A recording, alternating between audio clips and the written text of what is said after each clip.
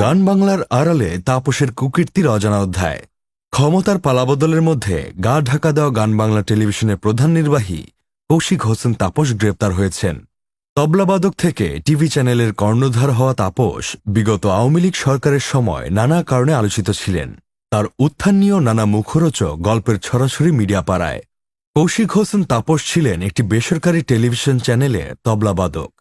বিগত প্রধানমন্ত্রীর সাবেক deputy press secretary Ashraful Alam খোকনের মাধ্যমে শেখ হাসিনার নজরে আসেন তাপস।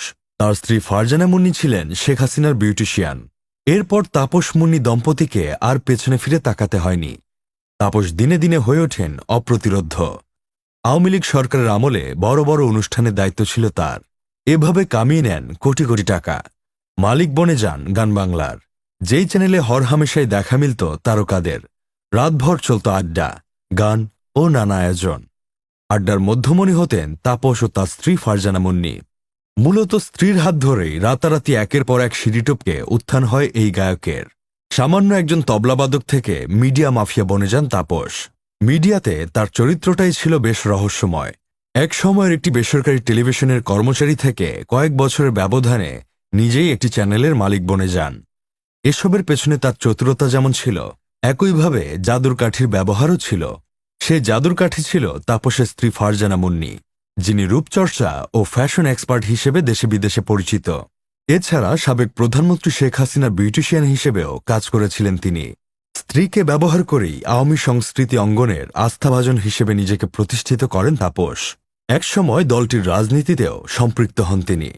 অভিযোগ আছে, গান বাংলার নাম করে ইউক্রেন ও বিশ্বের কয়েকটি দেশ থেকে নারী এনে তাদেরকে অনৈতিক কাজে লিপ্ত করতেন তাপস। এভাবে আওয়ামী লীগের বিভিন্ন রাজনৈতিক নেতৃবৃন্দ থেকে শুরু করে সরকারি বেসরকারি আন্তর্জাতিক সংস্থার উচ্চ পদস্থ কর্মকর্তাদের সঙ্গে সখ্যতা গড়ে তোলেন তিনি। তাপসের বিয়ে নিয়েও শোনা যায় নানা গল্প। বয়সে বড় ফারজানা মুন্নিকে সন্তানসহ বিয়ে করেন তিনি। মুন্নিকে বিয়ের আগে তার বড় মেয়েকে প্রাইভেট পড়াতেন তাপস। সেই সুবাদে নিয়মিত দেখা হতো তাদের। এক পর্যায়ে বিয়ের সিদ্ধান্ত নেন দুজন। বিয়ের পর নিজেদেরকে মিডিয়ায় পাওয়ার কাপল হিসেবে প্রতিষ্ঠিত করেন তাপস মুন্নি। যে কোনো অ্যাওয়ার্ড অনুষ্ঠান থেকে সাংস্কৃতিক আয়োজন, সকল ক্ষেত্রেই প্রভাব বিস্তার করতে শুরু করেন এই দম্পতি। প্রশাসনকে বুড়ো আঙুল দেখিয়েও নিজের অপকর্ম চালিয়ে গেছেন তাপস। 2022 সালের মার্চে নিষেধাজ্ঞা সত্ত্বেও ঢাকায় সানি লিওনকে নিয়ে আসেন তিনি। সে সময় তথ্য মন্ত্রণালয় থেকে জানানো হয়েছিল সানি লিওনের বাংলাদেশে আসার অনুমতি দেওয়া হয়নি। কিন্তু নিজের মেয়ের বিয়েতে এই বলিউড তারকাকে নাচাবেন বলে প্রশাসনকে বৃদ্ধাঙ্গুলি দেখিয়েই ঢাকায় সানি লিওনকে নিয়ে আসেন তাপস। 13 ঘণ্টার সফর শেষে কোনো বাধা বিপত্তি ছাড়াই দেশ ছাড়েন অভিনেত্রী। এছাড়া ভারতীয় অনেক নায়িকাকে অনুষ্ঠানের নামে নিয়মিত ঢাকায় আনতেন।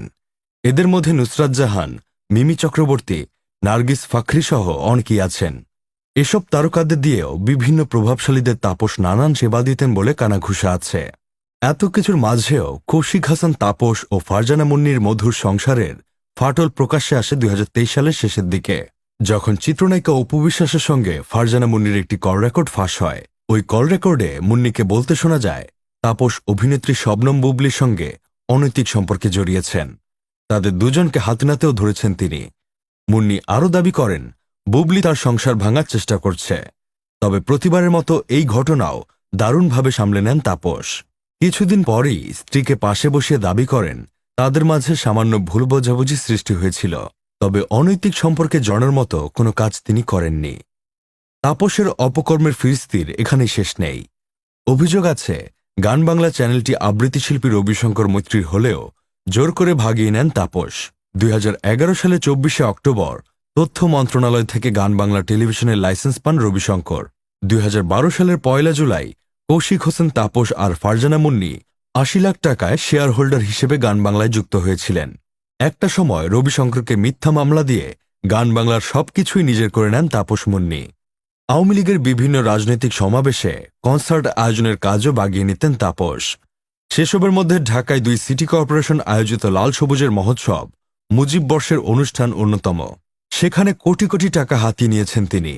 আর এসব কাজে অধিকাংশ সময় তাপস ব্যবহার করতেন তার জাদুর কাঠি ফারজানা মুন্নি ও চ্যানেলের নাম করে বিদেশ থেকে নিয়ে আসা বিভিন্ন তরুণীদের।